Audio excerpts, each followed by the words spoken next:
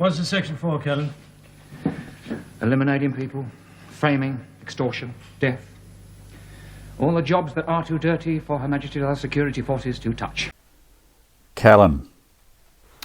This one's for Michael Webster, who reminded me how brilliant this amazing show was. Obviously starring Edward Woodward, or Iwa Woo, as Morecambe and Wise called him.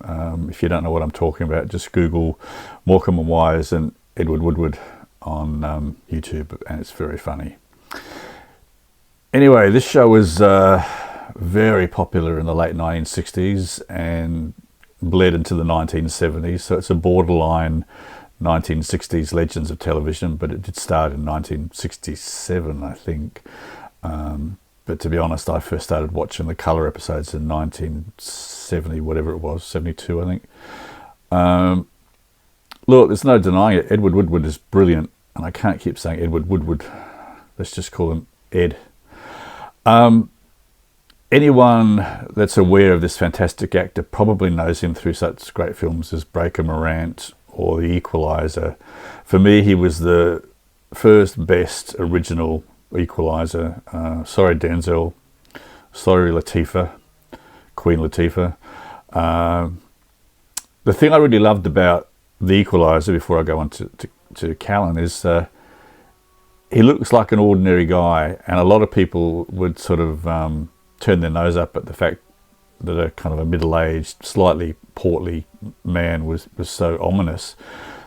But he did it with his acting and his presence and that damn voice.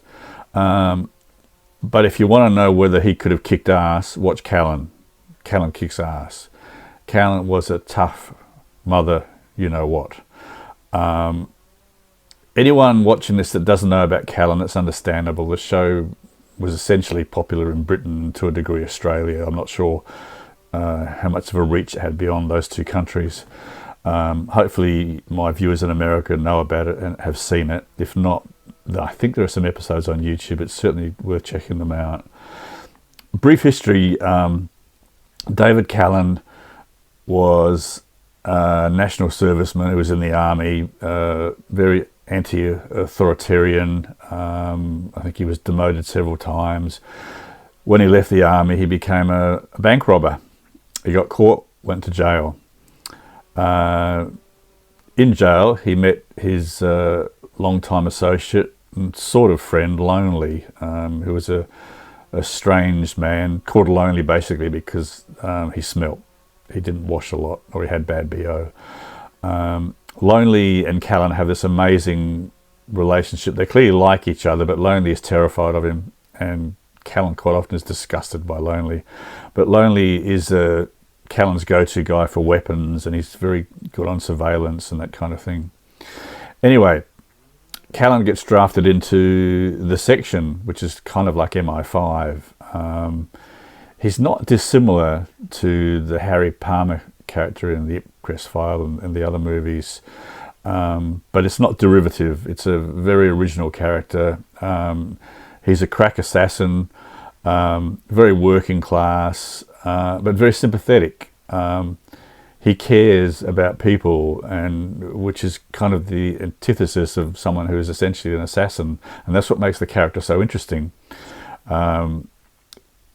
I'm sure to a degree there's a lot of maybe deliberate criticism of the class system, because it's no coincidence that all of Callan's superiors and adversaries are from the upper or middle classes and tend to be pretty much heartless bastards, whereas working class Callan is sympathetic and empathetic, and despite his job description, a really nice guy.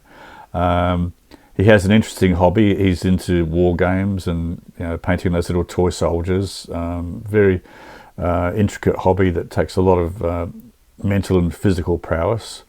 I had a lecturer at art school once who painted those soldiers, and it literally made him go blind because of the intricate detail in painting those things. Anyway, I digress. Anyone that hasn't seen Callan, this probably won't mean a lot to you, but the whole concept was just really clever. he was sent on missions that he didn't want to go on, often killed people he didn't want to kill. Quite often, innocent people would be caught up in this, and I think there was one episode at least where an innocent person is killed. Callan's disgusted and angry, but his boss, Hunter, which is an inherited title, by the way, it's like M, said it's all part of the job. It's collateral damage. Anyway, the show had a very successful run in the 60s, and then I think there was a short gap, and then it came back in the 70s. There's also a film, which is okay, but it's kind of a slightly different beast to the TV series, but it's still worth it for the performance of Edward Woodward and I forgot the name of the character, that the actor that plays Lonely now. I'll put a subtitle underneath. There was a movie in the 80s called The Wet Job. I don't remember a lot about it. I had a brief look at it on YouTube, and to be honest, it didn't grab me. So if anyone's seen that one, let me know if it's worth me having a rewatch. But seriously, guys, have a look at the clip, see what you think. Bear in mind, particularly for my overseas friends, it's typical 1960s, 1970s videotaped British TV. So the production values maybe are quite stagey. I personally don't mind because I grew up with this stuff.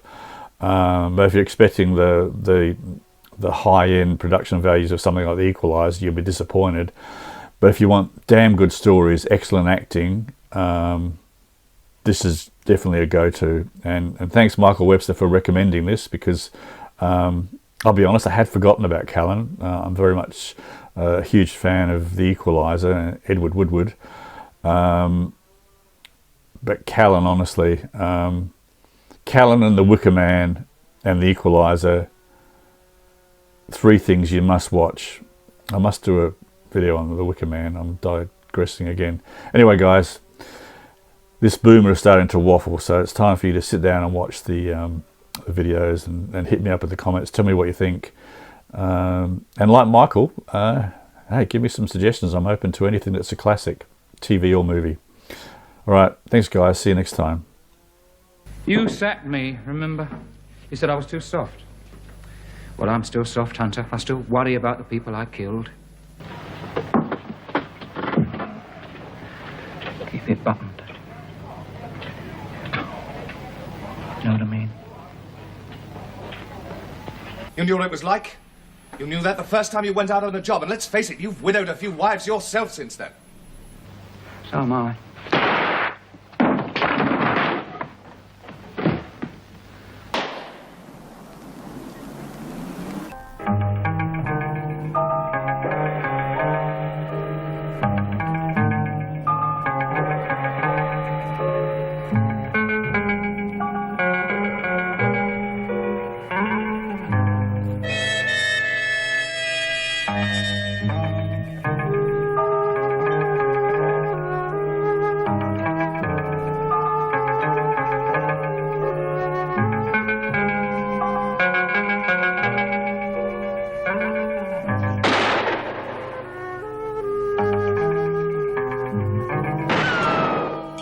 I'm not working for you anymore. So you can stuff it. Wouldn't you say he was useful? I'd say he used to be, sir.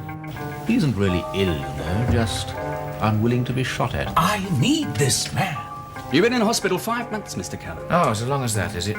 You were lucky. Oh, yeah. Bullets with a lung. You should have my luck sometime. Before all this, how would you have described him? Brave, aggressive, sexually normal. Quite ruthless once he believes in the justice of his cause. And deadly with a pistol. Don't let me hurt your feelings, dear boy, but Callan was the best of you. I don't think he is anymore, sir. You do work for intelligence, don't you? The most important single thing about this section cross is its anonymity. That must be preserved at all costs. I'm only praying that Callan doesn't get temperamental.